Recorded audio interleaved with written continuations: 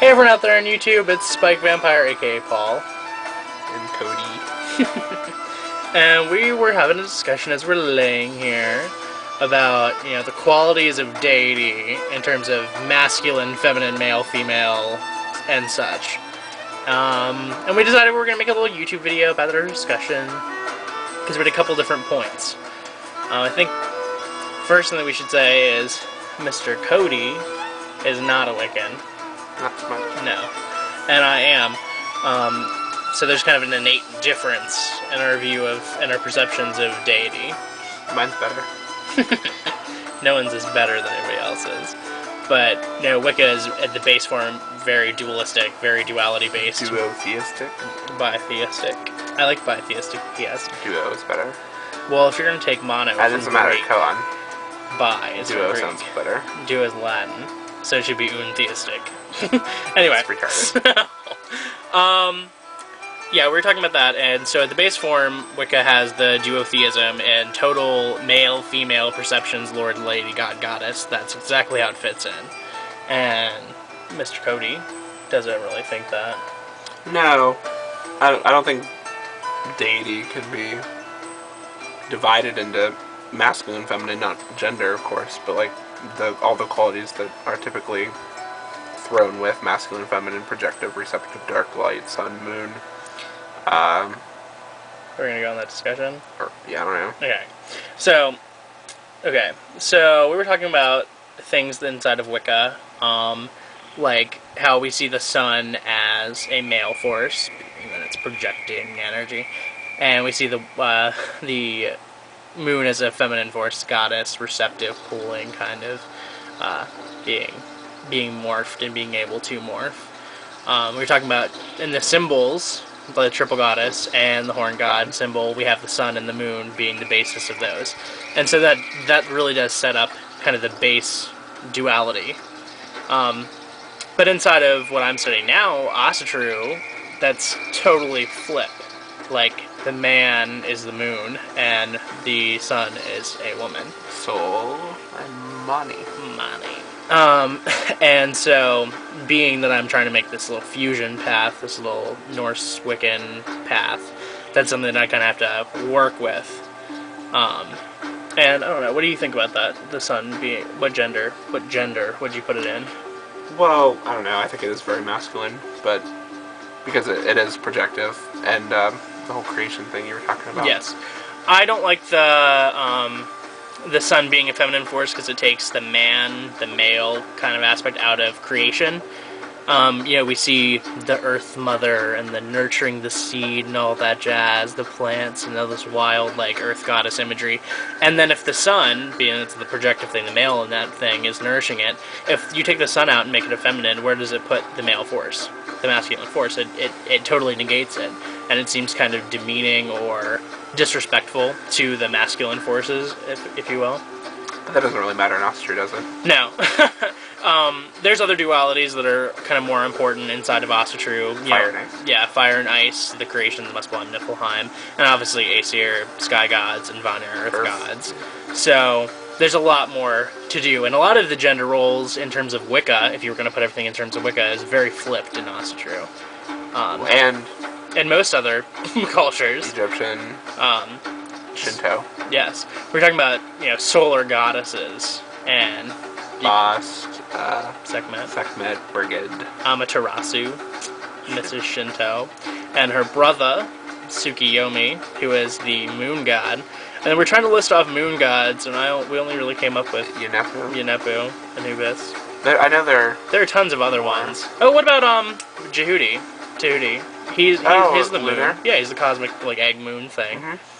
Bam. And what's funny is a lot of people see him as a very androgynous. I would put him as. Yeah. He's like the scribe, like the intelligentsia thing, and that screams woman-y kind of to me almost. That's kind of gender secretary. Gender stereotyping. It's a little sexist maybe, but whatever. So we were talking about that. Another thing we were talking about was Deity and its ability to transmute gender, being able to change or being able to be kind of out of the box of male-female. I think all Deity is out of that, but yeah. What you're saying. Inside of like a duality kind of aspect. Like there's definitely a transitional kind of state of that. We were talking.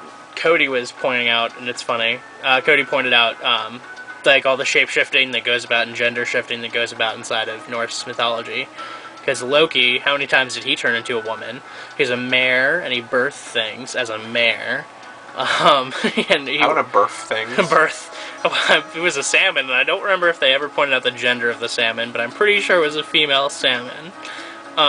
He turned into all sorts of things, and it was all... Odin. Yeah, and Odin... And, well, then, Thor cross-dressed. Yeah, Thor cross-dressed. But that was to get the Mjolnir back. So like, that's emasculating, though, wasn't it? Yeah, it was. That was seen as an emasculating thing. But I don't think you'd ever tell Thor that. Right. He'd smite you. Thor, I think you're a faggot for dressing in Freya's clothing. No, that would never happen. He would kill the shit out of you. And Freyr is seen, you know, the shamanism kind of thing is always kind of put away. So Freyr, being that shamanistic kind of god, it is depicted with the solar wheel, which is a totally feminine thing inside of Norse mythology.